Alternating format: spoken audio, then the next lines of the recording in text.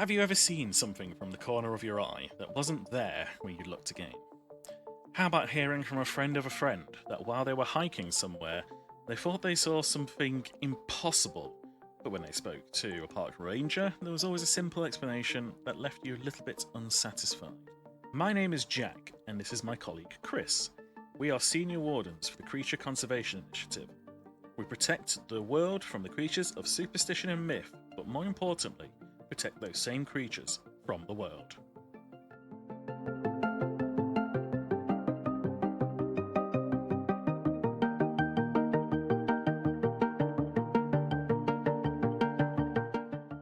Well, hello there, people. How are you doing? And hello there, Chris. How are you doing? I want everyone to tell me how they're all doing right now. Shout. Right now? Oh god, I'm panicking. I am I'm So doing you're fine. panicking? Yes, I'm in full on panic, but I'm also still I'm still struggling with the existential crisis of meeting a god. So yeah, that's where I am at. How about you? You get over it. You get over it, trust me. Yeah. I'm doing pretty good, actually. Yeah, as I said in the last episode, I have actually been pulled away from the Leviathan hunt for a while. Oh. Not for any particular reason, other than it's getting towards this time of year where we need to do some of our standard bits around the world. So. No back reason. to- That doesn't have anything to do with the coming apocalypse or anything.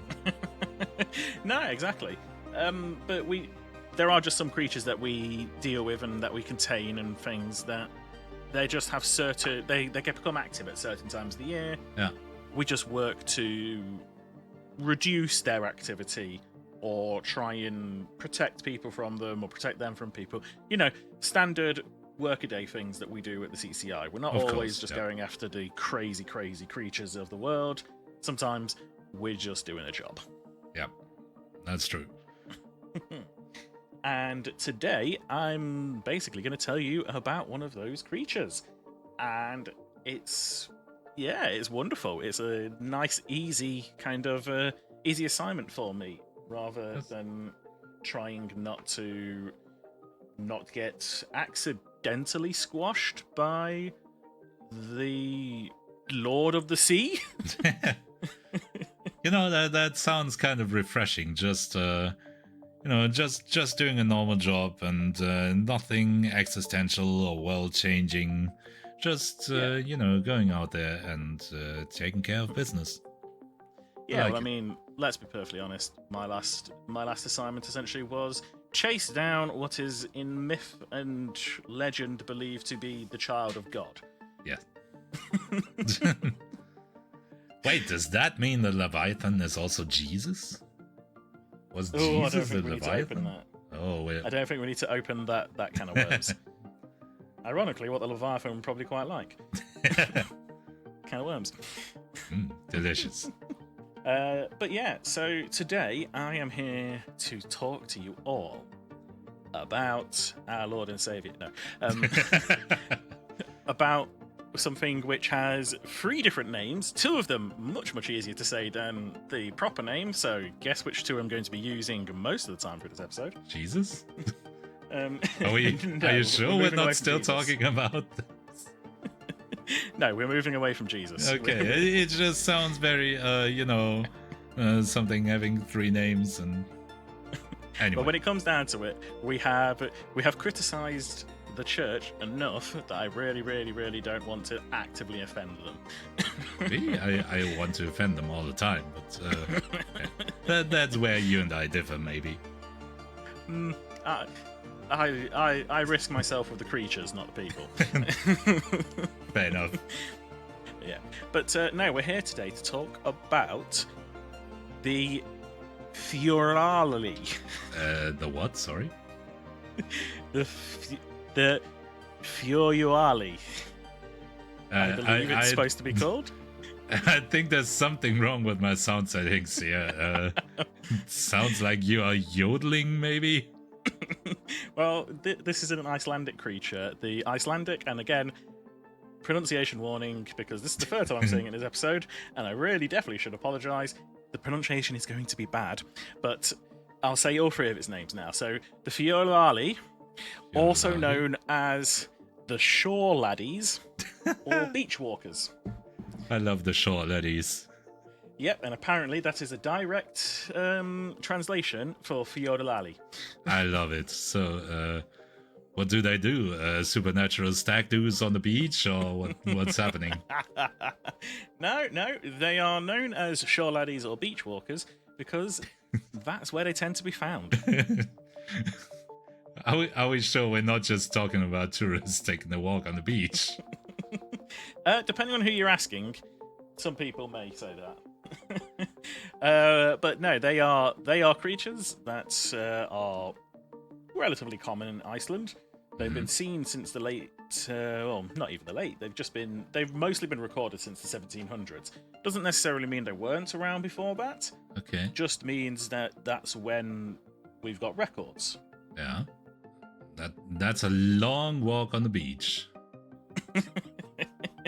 Well, they are found, say, on the west fjords of Iceland, and they tend to live within the sea itself, hanging around in the shallows and the more kind of dangerous parts of the sea. Because I mean, I don't know if you know anything when it comes to Iceland, but Iceland is quite famous for having very, very dangerous and treacherous seas. Yes, I've heard that. Yeah.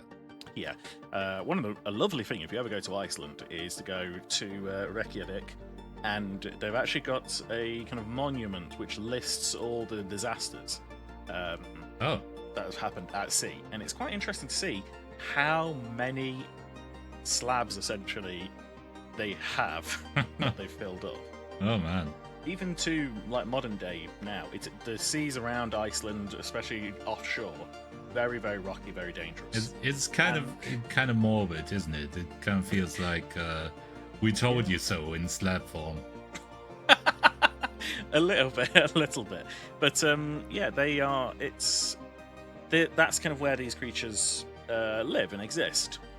But you probably want to know a little bit more about what they look like, don't you? Yes, definitely. Yeah. So they have a bit of a range of descriptions. They look a little bit like a sheep, a little bit like a wolf. A sheep? Yep. That's not at all what I was picturing for sure, laddies. Well, you'll see why they look a little bit like sheep soon. Like their behaviour is very much around sheep. Okay. But they look like sheep. Some people describe them as looking quite like a wolf. There's quite a difference in there between sheep and wolves, isn't there? I mean, there's that whole saying of sheep in wolf's clothing, or wolf in sheep's clothing. You know, get your idioms correct, Jack. I mean, yes, but then they would not look like a wolf anymore. Then again, it's Iceland, so I wouldn't be surprised if people are drunk when they see these things. I apologise to the Icelandics who are listening.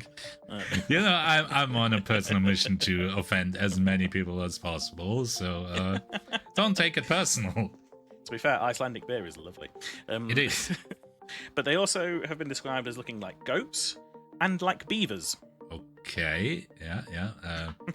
That only strengthens my drunk theory, but go on. Well, again, the things that we do know as, again, this is all from the myth. Then we'll go through the myth. Yes. Essentially, the things that everyone on the myth can stand by is that they are quadrupedal, so walk on four limbs. They can sometimes look a little bit like a fat, woolly seal. Okay, cute. Seal and otter. Oh, sorry, seal and beaver, not otter. Well, I'm just bringing in something completely new here. But, seal, beaver, yeah, I can see a little bit of a connection.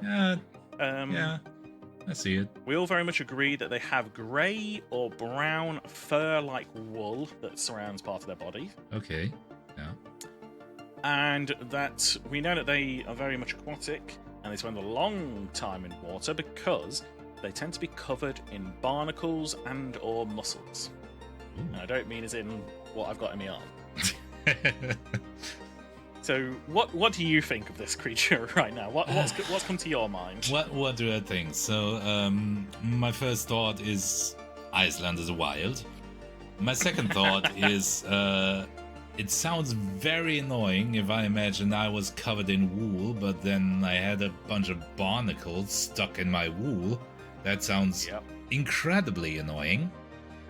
And yeah, don't know if that's on purpose or just something they have to deal with. But yeah, I would personally hate that. Yep. What else? I'm still a bit confused that there are so many different descriptions, because from seal to beaver to sheep to wolf, there's quite a lot going on there. And Yeah. especially if you consider that they apparently live in the sea, and I'm not sure beavers, okay, but I'm not sure sheep are equipped to swim underwater, to be honest. Have you never seen a pod of dolphins followed by a sheep? No, I haven't. Believe it or not. You've just been keeping your eyes closed then on the sea. I have. It's true. I didn't want to see the Leviathan. Very much. Well, we make it even more complicated by saying that according to some people, they have webbed feet. Okay, yeah, sure. Some Makes people sense. believe they have hooves. Makes less sense. But still, webbed hooves. How does that even work? Not sure. I'm not an expert on hooves, but there's not a lot of space to be webbed there, is there? No. I can only assume that they've got split hooves. You know, a little bit. Okay, yeah. Not sure that makes them much better, but yeah. At this point, I'm leaning towards the beaver end of the spectrum. Well, as I say, I'll tell you a bit about it in a minute and actually how it really looks. But here's the part that really, really throws me, because I've seen some paints and some paintings and images of them. And they either look like, their faces look like one of two things. Yeah. And none of these things in these paintings and images are sheep, wolf, goat, beaver, or seal. Oh, of course. Why would it be? They have quite a rat-like face. Okay, yeah. Why not? Or they have a human face with very buck teeth. Ooh. Yeah. I don't know why, but that makes me uncomfortable. Very uncomfortable. Like, the truth of the matter is that they are kind of like, they're like sleek-looking sheep. They do have like wool on them, Yeah. you know, grey or brown kind of wool, based on the ones I've seen and the ones I've interacted with. But it's kind of like very, very low level. It's a little bit like the one that's been sheared Okay. recently, so that so it doesn't impede them too much in the water. And they have more of kind of a sheep wolf kind of face. So Okay. a little bit longer snout, that kind of thing, but a bit rounded. and Makes sense. All of that. I was So- gonna say, it sounds like having a bunch of wool on your body could be an impediment when you're living in the water, but yeah, if it's Yeah. quite short, then it's probably doable. And they very much have webbed feet to help them in the water. They don't have hooves. Yeah. Ones we've seen, ones I've directly interacted with. I mean, don't get me wrong, they're not winning any beauty contests anytime soon, but they're not But the they're worst no looking squonks. creatures. They're no squonks, and they don't melt when you look at them. But yeah, they're You know how we keep telling people these episodes are evergreen and isolated from each other? A, it sends people to look for the squonk episode. Yes. But yeah, so they're known as shoreladdies and beach walkers, as well as the weird Icelandic name that I'm not even going to try and pronounce, because I'm pretty sure it's getting towards a hate crime. Coward! You know, We are far beyond hate crime territory at this point. but yeah, they're known as that because they are seen walking up and down the shore. That tends to be what they Okay. do, except for certain times of the year. Usually around autumn, when it's sheep Yeah. breeding season. Okay. Slightly concerned. Well, and this is why we at the CCI have to go and spend some time in Iceland around this time of year, getting ready for autumn, which tends to be around the sheep breeding season, because these creatures have a habit of trying to breed with sheep. Very Okay. unsuccessfully. That would have been my next question. So, yeah, then are there any sheep shorewalker offspring? They do actually produce offspring, but they tend to be very, very deformed and don't survive. It's not a nice thing. We have no idea why they seem to like breeding with sheep, but they do. It's something along. Yeah, but It's something that they kind of get just into. the way it is. We don't kink shame here on this podcast. Exactly. They just kind of go into. They just seem to enjoy doing this. But the rest of the year, when they are seen on land, tends to be along the shoreline, taking a nice walk along the beach. They tend to avoid people. They don't like interacting with us very much. They run away and they avoid us. So they are very much on that kind of prey side of things, where they try and keep out of the way. They don't like to be around us unless they're forced to. And their diet tends to be more vegetarian, except for some reported changes. Okay. What kind of changes? Sometimes Did they start eating humans? we'll get to that. Sometimes That is not the answer I wanted to hear. it gets weirder. Sometimes they eat sheep. Oh no. I hate this, John. Sometimes they prefer to eat sheep. Yeah, sure. So all I can say is they have a bit of an obsession with sheep. Now, Iceland, if you know anything, they do actually farm a lot of sheep. There have been reports, again unconfirmed, and it's definitely not something I've ever seen in my entire life, but they have been reported to eat pregnant women. Oh. What? Why? I don't know. But And I mean, eating humans is one thing, but what kind of instinct is it to go for pregnant women specifically? That seems very weird. I don't know. Maybe they're a fan of stuffed foods. So you mean it's like a hot pocket? That's what I was looking for. Hot pocket, beef Wellington. I don't know. Maybe they're a big fan of those kinds of beef baby. dishes. But to be perfectly honest, we've seen no evidence of them eating pregnant women. I suspect it might just be a bit of a conflation, a reason to maybe hunt them and keep them away, that kind of thing. Yeah, sounds about right. Yeah, rather than it being something directly true. So, like I say, their habitat most of the time is the sea and the shoreline. So they'll be on the beach, they'll give themselves a nice walk, and if they see you, they'll tend to leave the area. But they obviously, around autumn time, have been seen. Unless you're pregnant. Yeah, unless you're pregnant, in which case run. But they have been known around autumn time to be closer to pastures, so they'll come a bit more inland, obviously, because they have their behaviours with sheep. And as I say, it's mostly around that kind of autumn time. Okay. I have a question. How do the sheep feel about this? Like, do they avoid it? Do they? Evidently, not all of them avoid it. I was just wondering if this instinct goes both ways. You know, that the sheep are somehow attracted to them as well. I don't think that we have sheep looking for the shoreladdies. Okay. I think it tends to be more they get a bit too close, and one thing leads to another. Okay, but again, yeah. We'll move on there. from that. We'll move. All right, we're going to leave that one there for certain. But I have actually found a little kind of story of them from around the 1700s, in which someone basically talks about their encounter with them. Okay. One early winter evening in Bjarnhof, or by Bredenhyrjöf. Yeah, good try. Yep. Good try. I'm proud of you. I'm not sure I am. So, 6 men went out to see whether some missing sheep had returned to the farm. Mm-hmm. They observed something moving by the shed and rushed to grab hold of what they assumed was a sheep to take it inside.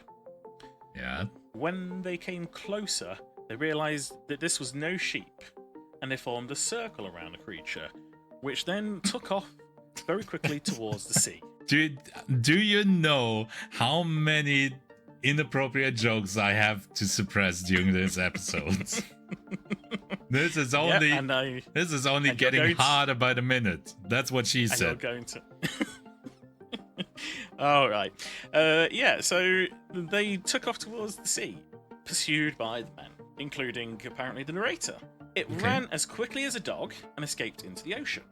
They described it as having a short, round head, but otherwise resembled a dog rather than a sheep. Interesting. This feels like we're talking about 15 different animals at this point. Again, I wouldn't be surprised. I mean, when it comes down to it, there were apparently 6 random guys late at night hanging around together waiting for sheep to see if they would come back. I'm not gonna lie, they probably did have a couple of drinks while they were doing this. Yeah. And I wouldn't put it past them. Yeah. And I wouldn't blame them. And I mean, Probably it a bit wouldn't be more. the first time that somehow different creatures got conflated under one name just because they were somehow in the same area and maybe did similar things here and there. Yeah, that's that little kind of story about them. They're generally pretty harmless creatures. They don't cause too much trouble. You know, except for the eating of pregnant people, but Yeah, again, unconfirmed.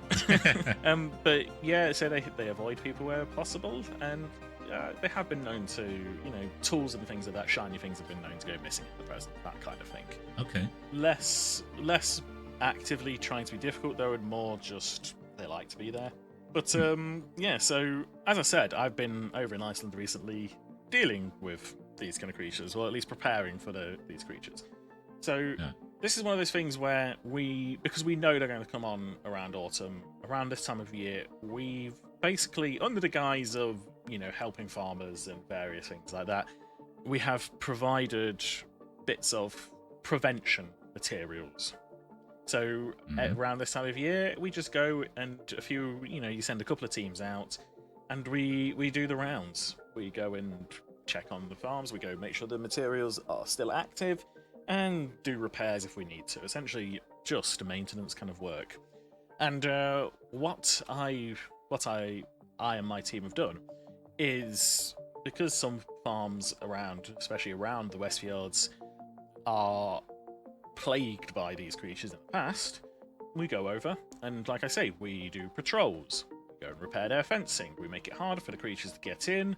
We try and find little routes that they're going to kind of use to get up towards the pastures. We block them off, that kind of thing. Essentially, just try and prevent them from getting close.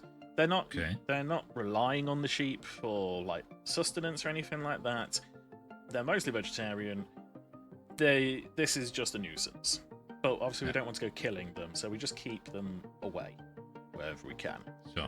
So we provide, food close to the habitat. We move some vegetation closer to the area. Occasionally throw in like a little bit of, mutton or something. To Put keep up them some of happy. these blow-up sheep dolls. God damn it. I'm sorry. No, that's a lie. I'm not. It makes it slightly awkward because the next part that I was going to say is that essentially we spend a bit of time there and we observe the creatures and we enjoy ourselves. Don't put it like that, please. When I say enjoy, I mean they're just the delightful creatures to see, just going Of for a course. walk along the beach. Yep. But you had to make it weird. I had to make it weird, of course. You know me long enough to know that I will make things weird when I can, so it's your own fault, really. Yeah, 50-50. But yeah, so one of the things that we also do when we observe them is, like I say, they have barnacles and things like that growing on their back occasionally. They spend a lot of time in the water. It happens. Have you ever seen like lobsters and things like that? They will sometimes grow barnacles. You see the bottom of boats that are underwater at a time, they'll grow barnacles. It's kind of what goes on. Okay. And sometimes what barnacles can do is they can actually impede movement. So get in the way of, walking, running, all that kind of stuff. So what we will actually do when we're observing them is if we note one that's obviously got a bit of essentially a barnacle infestation, we will tranquilize them and go and actually remove the barnacles. That's nice. Yeah, and let them go up. Like I say, we are protecting the local farmers from these creatures, but at the same time, they're not a nuisance. They don't cause too much of an issue, especially when we prevent them from even being able to get into the pastures in the first place. We just, look after these creatures as well. So do the farmers know about this, or is this all under the covers? This is all under the covers kind of thing. We don't actively tell the farmers what we're doing.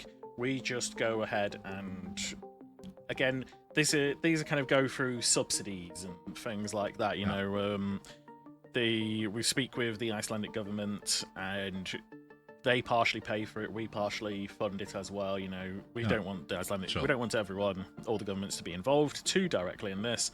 We go in, we provide them the materials to prevent the creatures from getting there. They don't see them anymore, apart from, you know, when they've had a couple of drinks and they're going for a walk and they're obviously hallucinating.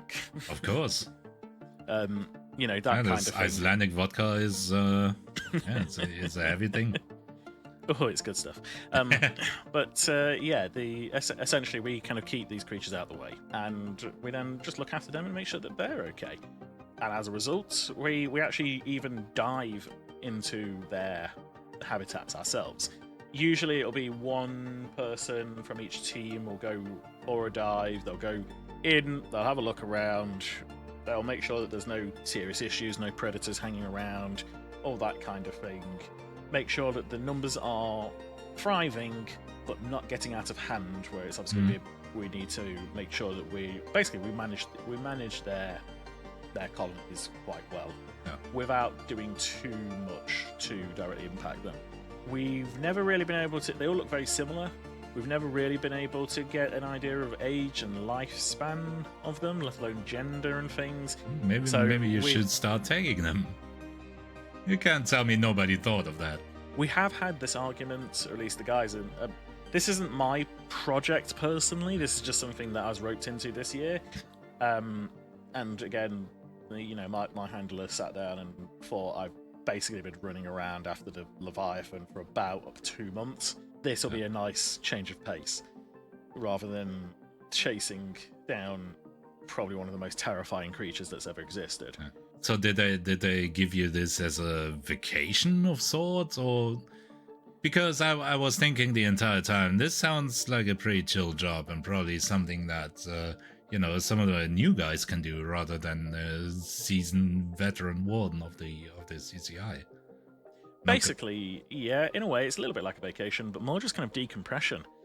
Because again, I'm not in fear of being eaten by one of these creatures, mostly because I'm definitely not pregnant. I've tested and everything. I wanted to ask, but you were faster. But yeah, so again, it's just one of the nicer jobs from the CCI. We've done a lot of doom and gloom recently, shall we say, and a lot of more dangerous times. But sometimes we do get to just hang around with the fluffy creatures. Yeah, it's a nice part of the job. I kind of miss it recently. And again, it's just one of those ones where I also get to be helpful because when we're diving, we get to go under and find like lost tools or things that have been stolen because they found shiny, that kind of thing. Bring them back onto land and hopefully return them to their owners. Or they go into the lost and found at the CCI. One or the other. Yeah. But yeah, and we just kind of manage their colonies. There's not really much else to say. The shore laddies, the beach walkers, the whatever you want to call them. Yep. Good one. They're wonderful creatures, and they're nice little ones, and we keep them out of the way, and we keep them out of trouble. So where are they the rest of the year? Are they just hidden away underwater, or what's happening? Because it feels like if they walk around on land, it feels like they at least have to come up for air. So it seems weird that they're not seen at any other time of the year. Oh, they're seen around the rest of the year. Oh, okay. I misunderstood you then. Nah, that's okay. Yeah, they're seen around the rest of the year, but it's just around autumn when they become active, like really, really active, larger groups. Yeah. I get it. Yeah. Okay. Yeah. I love it. Fluffy sea sheep. What's not to like? Eating pregnant women. I love it. Exactly. And do you know somewhere where other people will love it? Well, if you're looking for a place to eat people, then that's where I'm going with this. If you want to eat people, then join our Discord. Just follow the link in the episode description, and you'll find a place full of people that you can maybe eat if you are strong enough. They're probably not gonna they're gonna try eat you as well. But yeah, if you want to give it a shot, just go there and join our little community to eat each other and talk about our episodes and maybe request creatures for us to talk about, because between Jack and I, we have encountered a lot of creatures in the wild, and chances are we can tell you something about them. And yeah, other than that, it's just a nice little place to hang out and eat humans. Disclaimer, our Discord is not full of cannibals. Not yet. And we do not endorse people eating each other. But yeah, and seeing as you're listening to this, we would really, really love it if you could give us a rating, preferably 5 stars, thumbs up, good, this is Yes, wonderful, please. lovely, this is the best thing you've ever heard. Anything along those lines. Ratings, reviews, it all feeds the algorithm, and we are all beholden to the algorithm. We are. We have a whole department dedicated to the algorithm and the appeasing thereof, and they all agree that you should click the 5-star button and subscribe to this podcast. I don't think there's even any other button but the 5-star button. I think the others are just fake. It's true. It's true. Yeah. And yeah, follow, tell other people all about it, get them involved in learning about the world that they didn't even realize was there because we're just so wonderfully good at our jobs. And yeah, join us. Go back. At this point we've put together quite a good back catalogue of episodes, with some specials and with some 2-parters here and there. Where you can find out all about so many different creatures and critters and some of the stupid things Chris and I have been involved in or subjected ourselves to. I don't know what you're talking about. Everything we did always went wonderfully and exactly as planned. Yeah, just go listen to the Christmas episode. That's the one I would suggest if you want to know how wonderfully and to plan everything always goes. But and yeah, the other good thing is all our episodes are evergreen. You don't need to listen to any of the others to understand what's going on, although I will say there are a few little in-jokes here and there. But yeah, otherwise I don't think there's anything else really to say apart from thank you very much for listening, and we'll see you later. Eat people. Goodbye. Goodbye.